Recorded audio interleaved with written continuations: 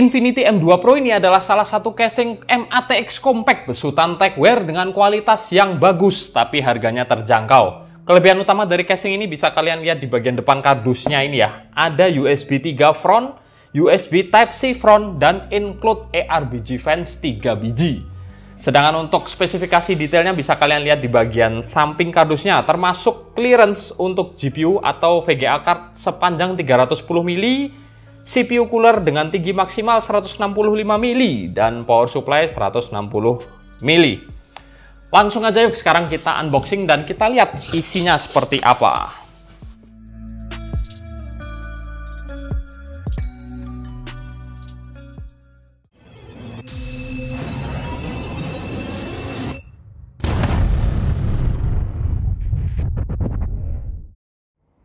Casing ini mempunyai desain dual tempered glass, yakni di bagian depan satu dan di bagian samping satu, yang cara membukanya masih pakai model baut seperti biasa ya, dari belakang seperti ini, dan kita dapetin baut dari metal.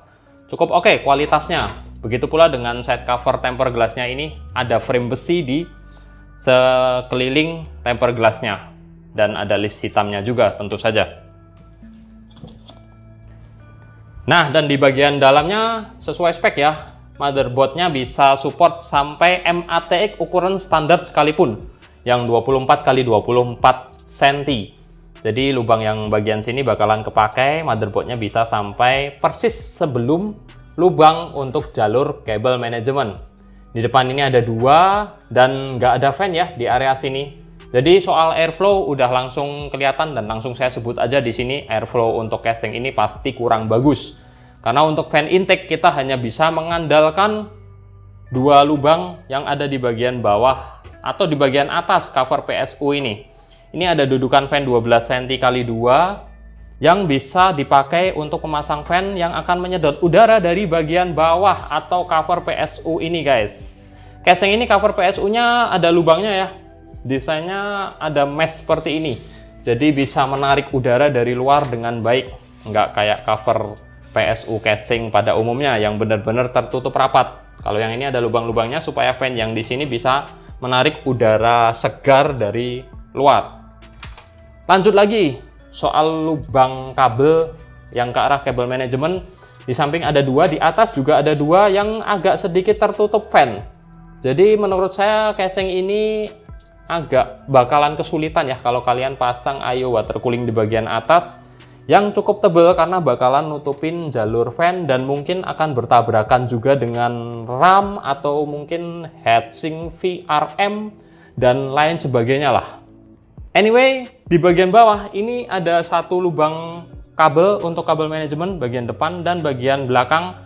Biasanya ini untuk front panel atau front USB dan front audio. Plus yang saya suka di sini ada satu lagi guys, lubang di bagian depan ini. Ini biasanya dipakai untuk power PCI Express 8 pin untuk VGA card. Jadi nggak perlu narik lagi dari sisi motherboard, tapi bisa langsung keluar dari sini. Nah, sekarang kita lanjut. Di bagian depan nggak ada yang bisa dibahas ya, dia polos gini aja. Dan yang tadi saya bilang ada mesh, ini untuk air intake. Dan di bagian kabel manajemen polos, flat. Ini yang saya suka, nggak ada gundukan sama sekali. Bagian belakang standar, nggak ada yang bisa dibahas.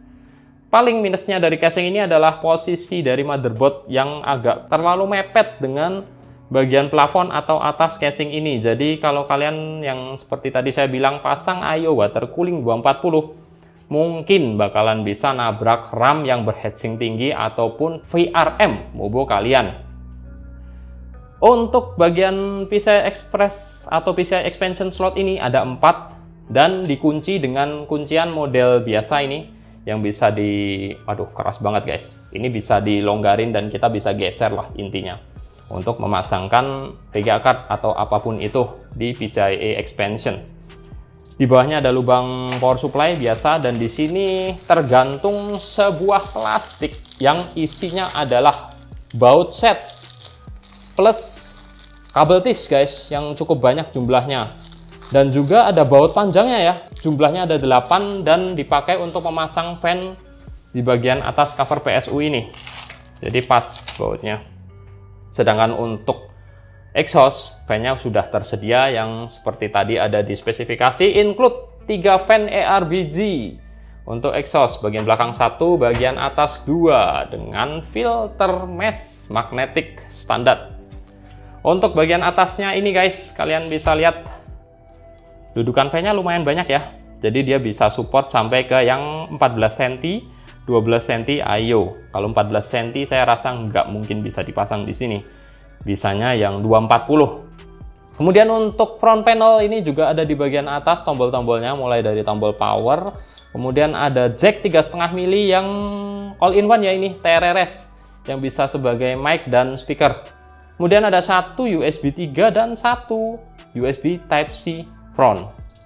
Ini ada LED indikator dan tombol reset beserta logo Techwear. Sekarang kita coba lihat di bagian kabel manajemennya ya. Nah, baut untuk side cover yang bagian kabel manajemen ini masih pakai baut yang berbahan plastik guys.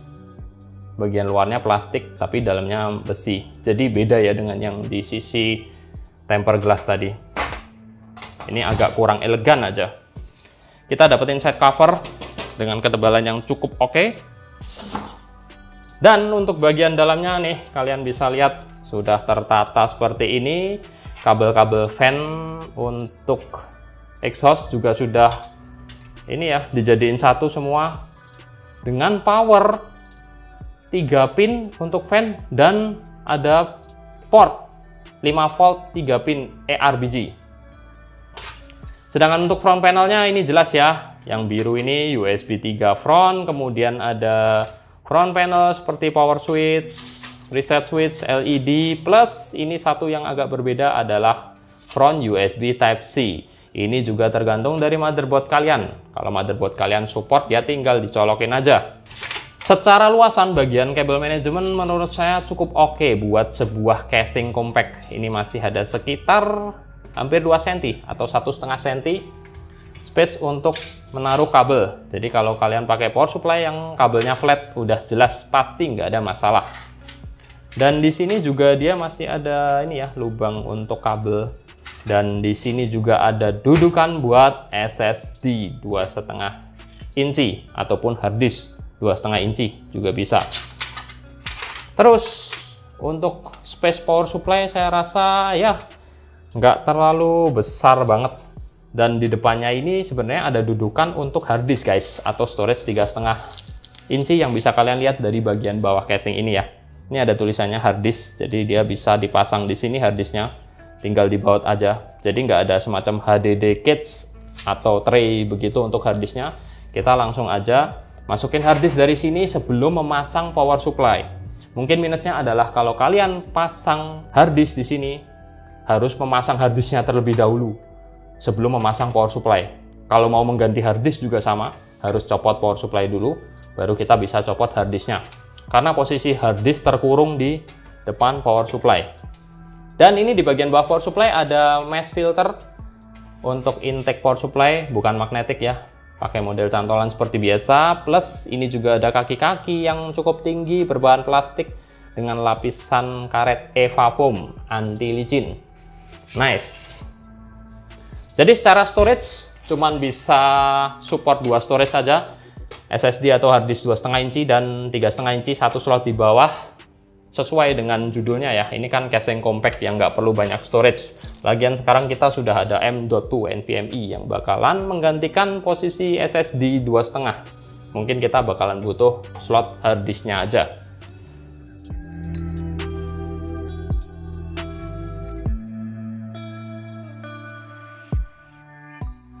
Jadi mungkin sekian aja ya review casing compact MATX dari Techwear Infinity M2 Pro yang satu ini.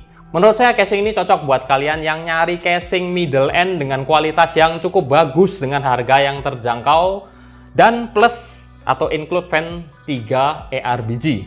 Buat kalian yang penasaran nyala fan ARBG-nya seperti apa, nanti akan saya tampilkan di bagian akhir video aja ya. Akhir kata, saya Hendy pamit dulu dan makasih udah nonton.